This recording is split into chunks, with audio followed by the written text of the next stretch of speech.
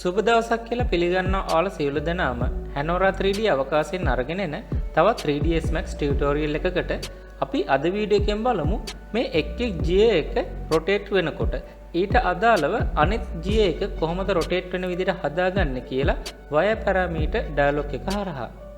මෙතනදී මම GS 3ක් නිර්මාණය කරගෙන තියෙනවා. ලොකු ඒවා දෙකකුත් ඒ වගේම පොඩි එකකුත්. මෙන්න මේ ලොකු එකක් ගත්තාම මේ ලොකු එකක දත් 24ක් තියෙනවා. ඒ වගේම මේ පොඩි එකේ ඔක්කොම දත් ටික 16ක් වෙන විදිහට තමයි මම මේක හදාගෙන තියෙන්නේ. හොඳයි. මුලින්ම අපි අපේ මේ පළවෙනි GA එක y අක්ෂය ඔස්සේ මේ විදිහට රොටේට් කරනකොට ඒත් එක්කම අපේ දෙවෙනි GA එකත් රොටේට් වෙන්න ඕනේ ඊට ප්‍රතිවිරුද්ධ දිශාවට.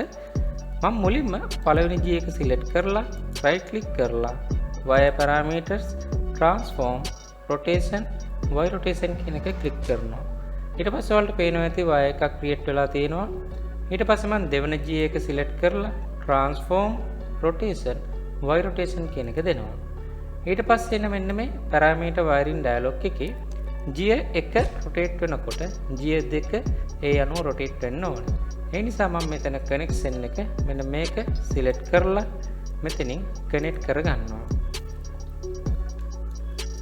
ඊට පස්සේ ඔයාලට බලා ගන්න පුළුවන් අපිට අවශ්‍ය විදිහට නෙමෙයි ඇත්තටම rotate වෙන්නේ. මේ GA දෙකම එකම දිශාවට තමයි rotate වෙන්නේ. ඒ නිසා මම මෙතන අගය negative කියලා දීලා update කරගන්නවා. දැන් ඔයාලට බලා ගන්න පුළුවන් අපේ GA දෙකම rotate වෙන්නේ හරි විදිහට අපිට අවශ්‍ය විදිහට. හොඳයි. ඒ විදිහටම මම මෙන්න මේ GA එකයි මෙන්න මේ GA එකයි එකිනෙකට කනෙක්ට් කරගන්නවා.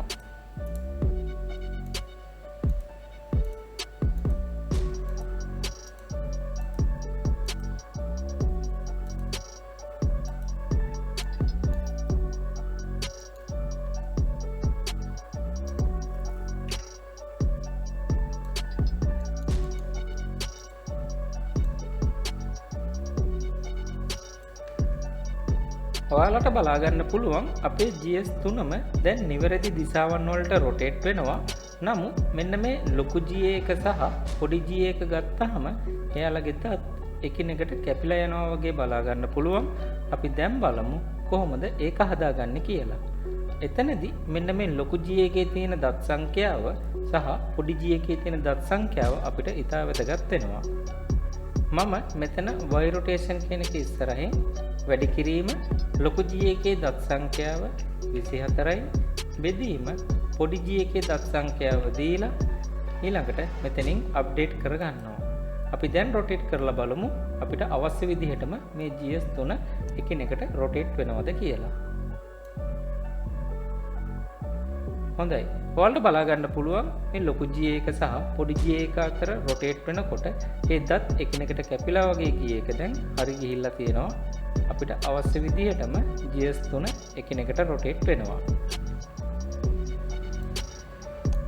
හොඳයි. අද වීඩියෝ එකෙන් ඔයාලට සරලවම GS දෙකක් කොහොමද ඇනිමේට් කරගන්නේ කියලා අයිඩියා එකක් ලැබෙන්නේ නැති කියලා මම විශ්වාස කරනවා. අපි ඊළඟ වීඩියෝ එකෙන් මේ වගේ GS දෙකක් අතර කොහොමද බෙල්ට් එකක් යවන්නේ කියලා බලමු. එහෙමනම් අදට ගිහින් නැත්නම් හැමෝටම සුබ දවසක්.